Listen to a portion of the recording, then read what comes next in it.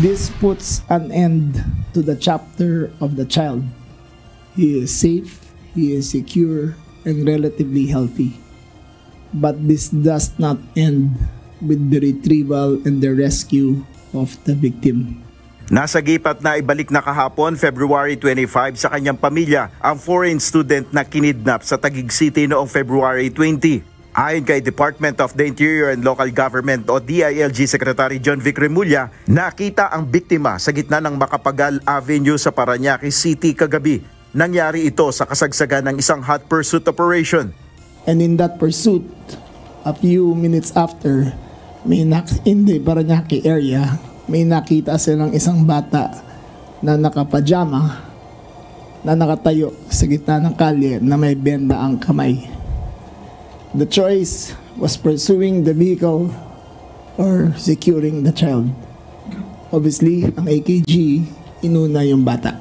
Kinumpirma rin ng kalihim na natagpuan ng patay ang driver ng estudyante sa San Rafael, Bulacan sa loob ng isang sasakyan. Sa naturang sasakyan, natagpuan ang mga impormasyon ukol sa operasyon ng sindikato.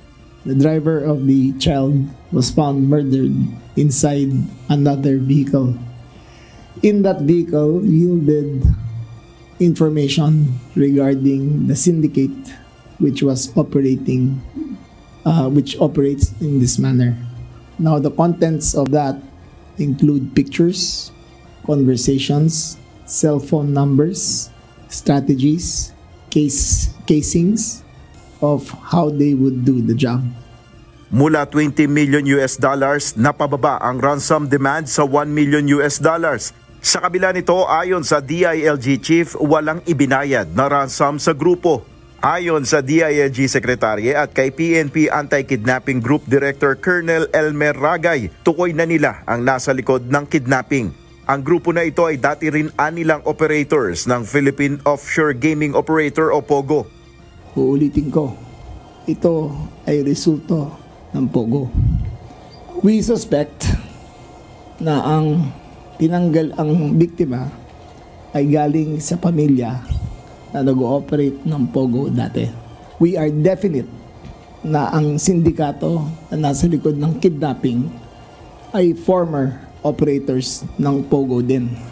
We are definite na ang perpetrators ay ginamit ang kanilang mga former bodyguards na awol na ngayon sa serbisyo ng AFP at PNP.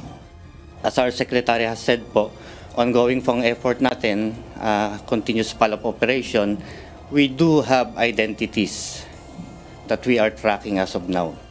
Sa datos ng DILG, umabot na sa 8 ang kaso ng kidnapping ngayong taon. Lahat ng biktima ay napalaya na. Ayon kay Colonel Ragay, 3 sa 8 kaso ay under investigation pa nila. Tiniyak naman ni Secretary Remulla ang kaligtasan ng publiko laban sa anumang krimen. Hindi nagpapabaya ang PNP. The public must be confident that we have the tools necessary to fight crime.